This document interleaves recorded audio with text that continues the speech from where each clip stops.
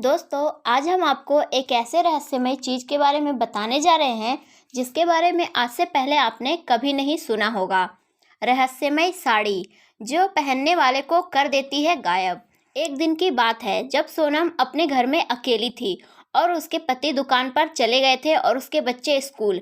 वह अपने घर में अकेली थी। सोनम अपने घर के कामों में व्यस्त थी। वह कोई गीत गुनगुनाती हुई घर की साफ सफाई कर रही थी कि तभी उसे बाहर से किसी फेरी वाले की आवाज़ सुनाई दी। साड़ी ले लो, साड़ी। सोनम के पास साड़ियों की कोई कमी नहीं थी। हर तीज त्योहार पर उसका पति अनिल एक सुंदर साड़ी उसके लिए उपहार स्वरूप अवश्य लाता था। सोनम का वैसे भी घर से बहुत कम निकलना हो पाता था, इसलिए सोनम के पास कुछ साड़ियां नई की नई रखी थी। साड़ी की जरूरत न होने के कारण सोनम ने फेरी वाले की आवाज़ में कोई दिलचस्पी नहीं ली।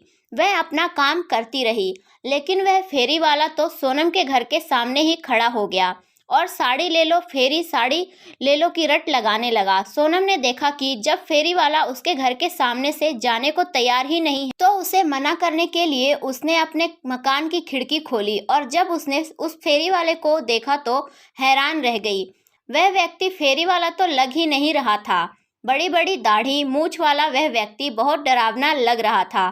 उस फेरी वाले ने जाने कौन सा मंत्र पढ़कर सोनम की तरफ फेंका। ना चाहते हुए भी उसने अपने घर का दरवाजा खोल दिया।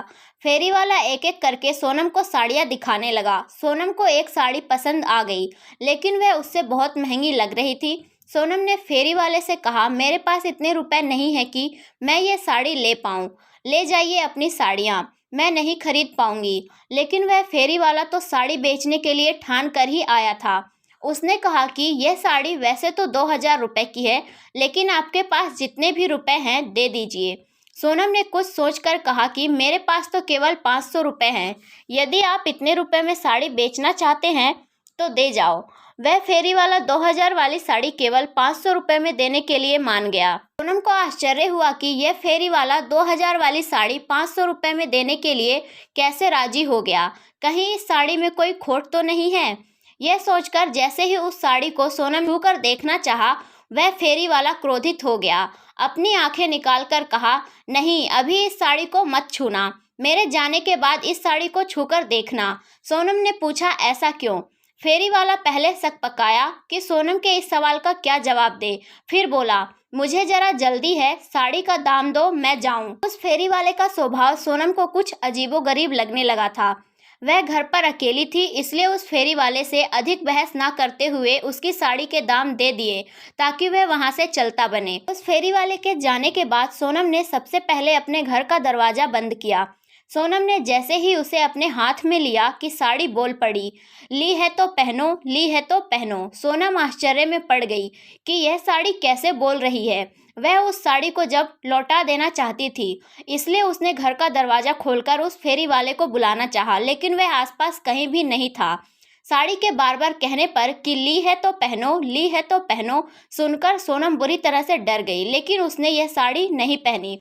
या यह कहना चाहिए कि घर में रखी उस रहस्यमयी साड़ी के प्रभाव से साड़ी वाली बात सोनम के दिमाग से निकल गई। वह पहले की तरह घर के काम काज करने लगी। शाम को जब उसका हस्बैंड अनिल आया तो सोनम ने बताया कि आज मैंने एक साड़ी खरीदी है।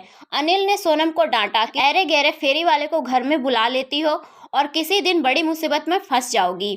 सोनम अपने हस्बैंड अनिल को यह भी बात बताना चाहती थी कि उसने 2000 वाली साड़ी 500 रुपये में खरीदी है, लेकिन वह चुप रही क्योंकि उसका पति उससे पहले से ही नाराज था।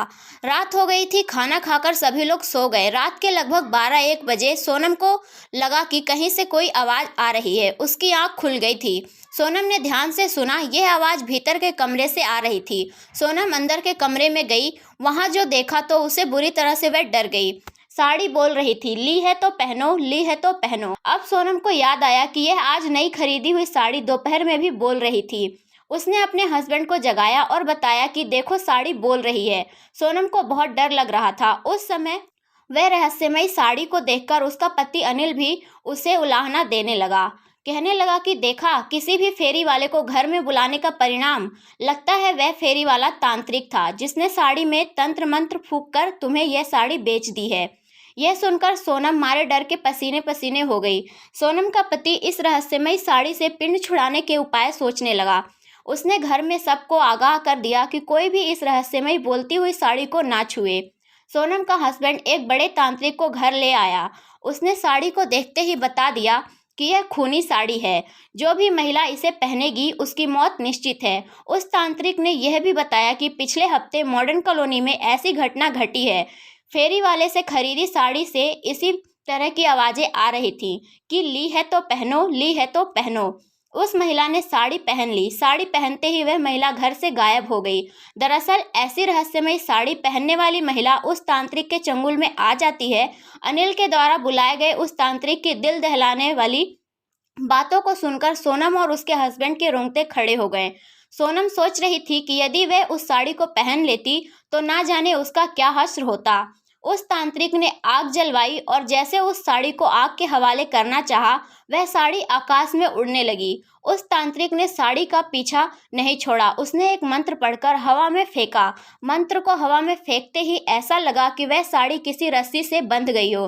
जैसे जैसे वह तांत्रिक अपना उठा हुआ हाथ नीचे ला रहा था, साड़ी भी नीचे आ रही थी। धीरे धीरे वह साड़ी नीचे आकर आग में गिर गई। साड़ी के आग में गिरते ही जोरों का एक धमाका हुआ। तांत्रिक ने बताया कि यह उस फेरी वाले का तिलिस्म था जो टूट चुका है।